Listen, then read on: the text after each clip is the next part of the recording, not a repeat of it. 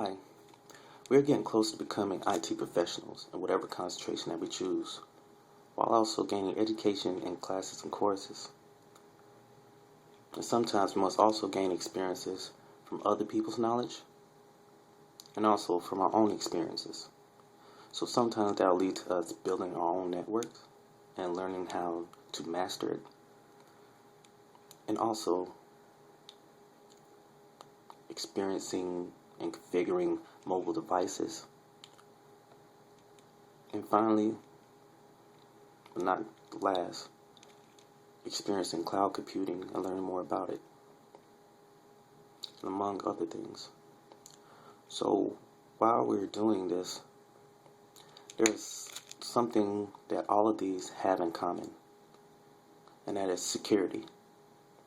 Hi, my name is David McQueen, and I'm here to talk to you about information security. Now in this, we'll speak about the general idea of information security. We'll also talk about social engineering, and we'll also talk about the examples of these.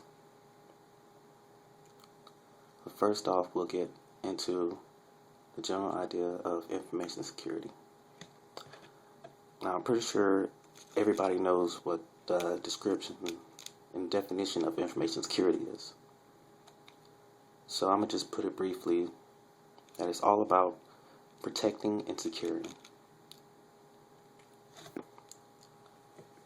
Now, you might think this might not be important to me right now.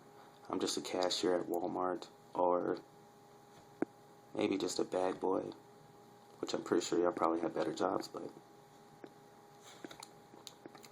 it's just a concept that even the simplest job title can be a victim of social engineering. So basically, you just have to understand that all of us play a role in this. So I'll briefly give an example of a security breach, which is the unauthorized use or access to information. So, in February 2007, TJX, parent company of discount stores TJ Maxx and Marshalls, disclosed that thieves had stolen information on possibly tens of millions of credit card and debit cards.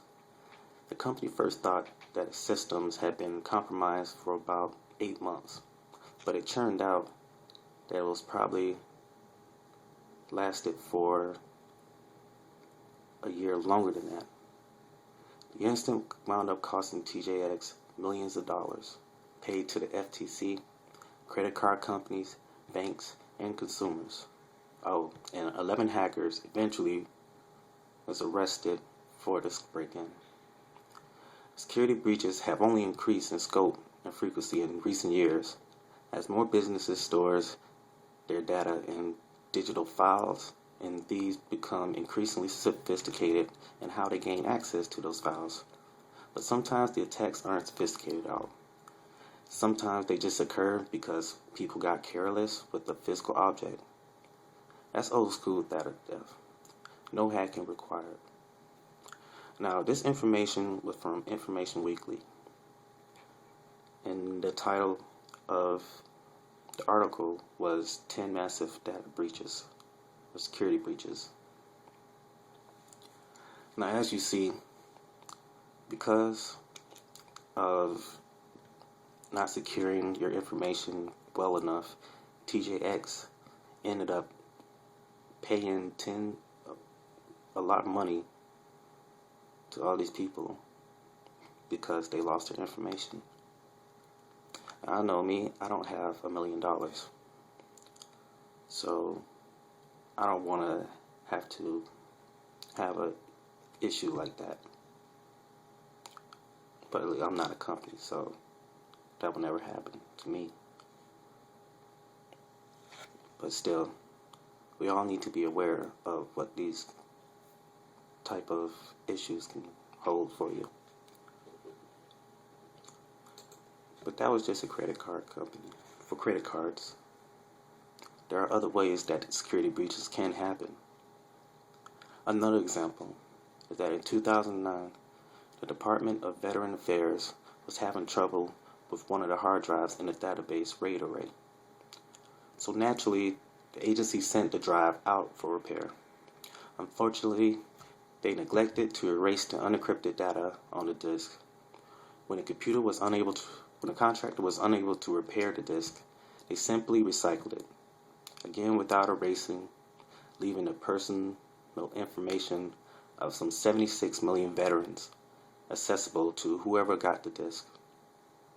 Now, this was another article from Information Weekly. Now, as you see, 76 million veterans, all their information had been possibly compromised because somebody didn't follow the proper procedures in destroying a disk or a hard drive. Now, there's a possibility that it probably didn't happen, but just because of that pure possibility, it is a major security violation. And for my time in the military, I'm aware that security violations and compromise of information is a very big deal.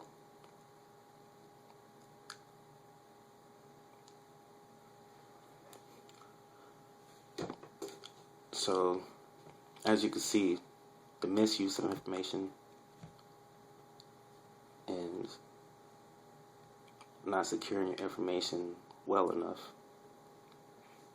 can become very drastic and very complicated in the time in the future. But here's another information on personal information being leaked out.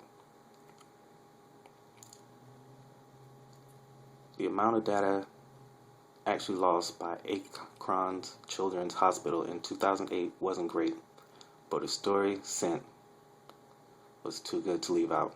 In February of that year, a man sent an email with spyware to his ex-girlfriend, hoping to monitor what she did on her computer.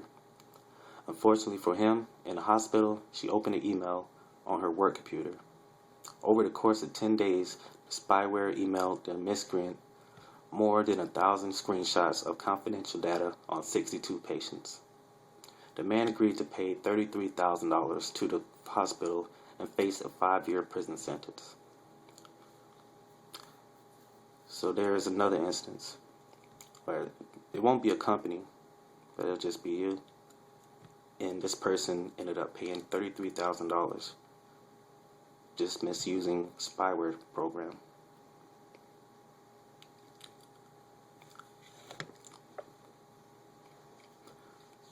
So one of the things we have to understand is when handling technology, we have to make sure that antivirus programs are running properly.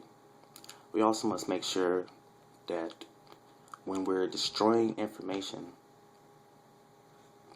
or hard drives, CDs, floppy disks, and among others, we must make sure we use the proper procedures. We must make sure that any information that is on a hard drive is erased and properly erased before we throw it away. We must make sure that a CD cannot be repaired and reused by somebody unauthorized user.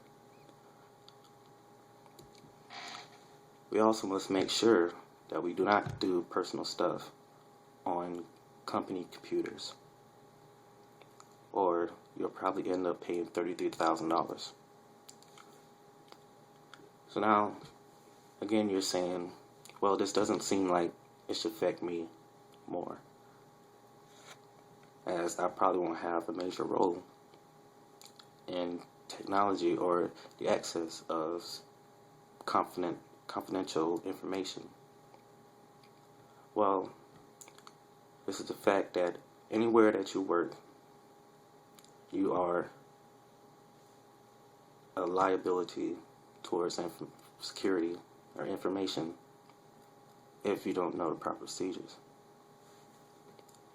And the ways that they can, like hackers or violators can use you is by social engineering. Social engineering is essentially the art of gaining access to buildings, systems, or data by exploiting human psychology rather than by breaking in or using technical hacking techniques. For example, instead of trying to find a software vulnerability, a social engineer might call an employee and pose as an IT support person, trying to trick the employee into divulging his password. Now, social engineering is probably one of the more bigger advantages of hackers, or in this case, social engineers. That is mainly because people don't see themselves as a liability. And they end up being careless once somebody tries to trick them or somebody uses them toward their needs.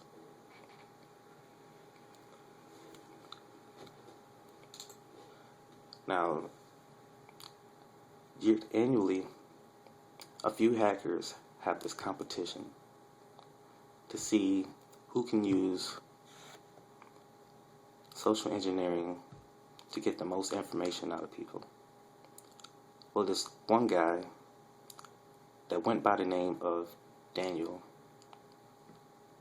posed as an IT administrator and tried to trick a Walmart manager into getting as much information as possible from him. So he called up pretending to be an IT technician working from home and talked nicely, talked like he knew what he was saying, and ended up getting pretty much as much possible information as he can to get access into the network. Now, fortunately, this was just a competition. The information was never used against Walmart. But just seeing how easily that happened, you can see that it can be a post issue. And in that instance, he can get information on credit cards, personal information,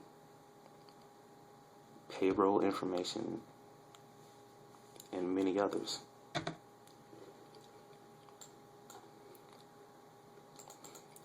So the need for social awareness from social engineering is very much needed so that we won't end up giving out information to the wrong person and to an unauthorized person. So this doesn't include IT personnel or even management. This includes everybody. For example, you can be in a secure building. Probably won't use any confidential information. You could probably just be a janitor.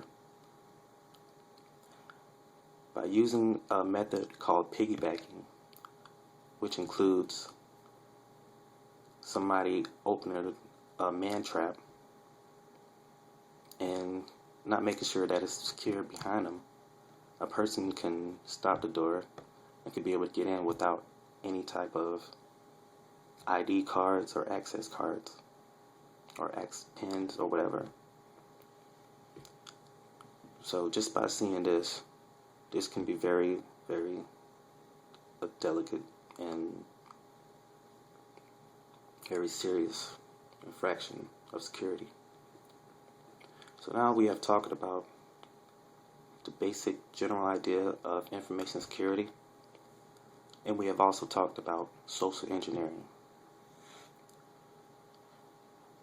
Now, I can't help you grasp the importance of information security and how it is a global concept in all of the IT world. But I'm pretty sure you know. I hope you read up on more and make sure that whenever you build a network, whenever you have a wireless router, whenever you have your cell phone, make sure that you secure it as much as possible. because in today's world, hackers are becoming sophisticated and more experienced and having many more ways to hack somebody or to get information from them when they're being careless. So I hope you heed to my words and have a good day.